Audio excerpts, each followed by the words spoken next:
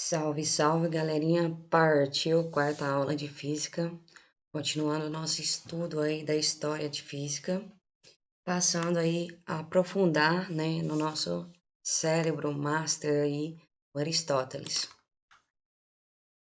Podemos ver que ele foi fundamental, né, para nossos quatro primeiros elementos constituintes da Terra, e no mais ele não parou por aí, continuou, né, seus estudos até saber ao verdadeiro de que a Terra é constituído, se existia planetas, né, estrelas. Então, ele foi um pontapé inicial também na parte de astrologia.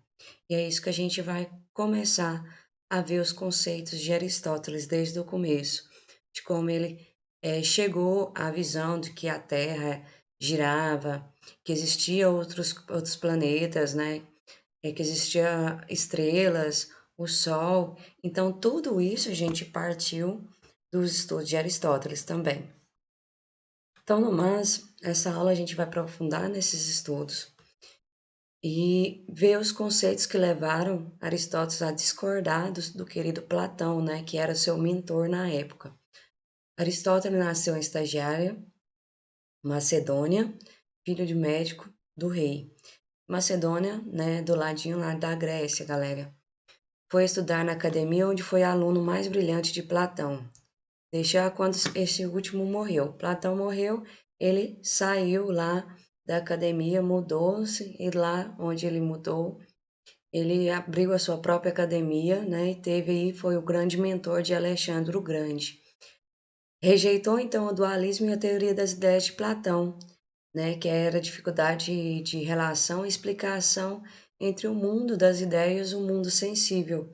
Ele partiu então que os conceitos mitológicos de Platão e de falta de sensibilidade, de estudar conceitos naturais, e que ele partia mais para o lado matemático, enquanto Aristóteles queria mais a parte de biologia, né, de entender os conceitos até mesmo do ser humano, da evolução humana. Então, entendendo mais um pouquinho disso, gente, Platão via a Terra como a região mais indigna do universo, devendo por esta razão ocupar posição inferior às dos demais astros.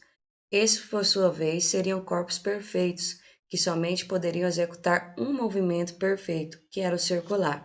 Então, acreditava-se que para Platão, que nada mais é que a Terra era constituída lá por outros, né? Teria outros planetas, mas que ele seria então o maior, né? E o que habitava no centro do universo. No mais, não teria estudo do que, né, se fazia constituinte dessa Terra, desses planetas. Não teria, ele perdia ali naquela razão. Era esse conceito, e aí acreditavam-se a parte da mitologia aí para explicar os fenômenos que Aristóteles queria aprofundar, né, os seus conceitos. Então, no mais, partindo então do estudo do Platão, Pitágoras também era um dos alunos da Academia de Platão. E tende então a Terra ser esférica e encontra-se no meio do universo. Os planetas movem-se em diferentes velocidades nas várias órbitas ao redor da Terra. O que seria isso, gente? A Terra seria fixa, ela não teria um movimento giratório, ela não deslocava, e sim os outros planetas, outros cometas ao redor giravam ao redor da Terra em diferentes velocidades. Esses eram os primeiros conceitos, né, de como seria os princípios da Terra.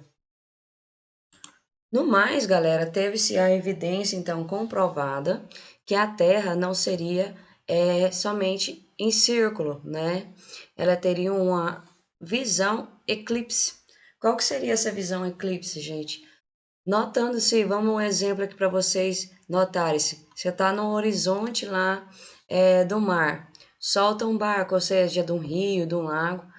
À medida que esse barco vai pegando uma certa distância, você vai perdendo ela de vista. Torna-se então que uma visão, ao decorrer de uma sombra do sol, quando ele vai se pondo, a gente não consegue mais vê-lo, né? Aonde aí ele se põe e nasce no outro dia. Essa forma de observação, né, da sombra do sol, pode-se observar que a Terra girava em eclipse, né? Girava então em torno dela mesma, teria uma rotação entre o centro da Terra. Aprofundando então esses estudos, Aristóteles teve que a Terra seria o centro então do universo, no qual os outros, né, planetas giravam em seu redor em uma certa velocidade diferente, né? Cada planeta com sua velocidade giratória aí, mas em que todos os outros planetas teria a Terra como centro. A partir então dos elementos, né, que foram os primeiros conceitos que a gente estudou sobre Aristóteles, partiu então da água, terra, ar, fogo, os subsequentes dele. A água poderia então ser fria e ser úmida. Isso foi observado e feito experimentos de Aristóteles para definir isso daí, galera. Terra poderia ser fria e era seca, o ar quente e úmido, o fogo quente e também seco. Então, ele fez essa seguinte definição para compor, então, a parte geocêntrica do seu pensamento. Seria, então, aqui, né, o núcleo, né, da Terra, seríamos nós aqui, né, o composto onde a gente estaria habitando, e nossos compostos elementos básicos aí, a água, a terra, o fogo e o ar. Traduzindo, então, os seus subsequentes que dariam origem também a nossa conceitimento aí da Terra, que seria a parte quente, fria, né, úmido, seco. Então surgiram essas definições aí. No mais, galerinha, esses elementos, né, constituído aí pelos pensamento Aristóteles, teria então um quinto elemento existente aí nessa composição da Terra, porque nada mais é que para esses outros planetas continuarem ali em sua órbita, né, ter um certo movimento, teria que ter um outro elemento que fizesse essa composição, que mais para frente ali seria a gravidade. Mas, entanto, em certo pensamento, Aristóteles começou a definir, né, teria um quinto elemento ali, né, que não era conhecido, mas fazia parte e era uma composição da Terra. Então, ao falar do Aristóteles, deve existir um outro tipo de corpo simples que gira naturalmente em torno do centro do universo. Esse tipo de matéria não era caracterizado pelo que a gente já conhecia, que é a definição dos elementos e o que ele poderia gerar, úmido, seco. Então, essa matéria composta aí, ser responsável por essa geração, estava fora do nosso conceito de conhecimento naquela época. Não fazia parte de nenhum elemento natural aí da Terra. Seria então o surgimento do quinto elemento, né, que a gente conhece.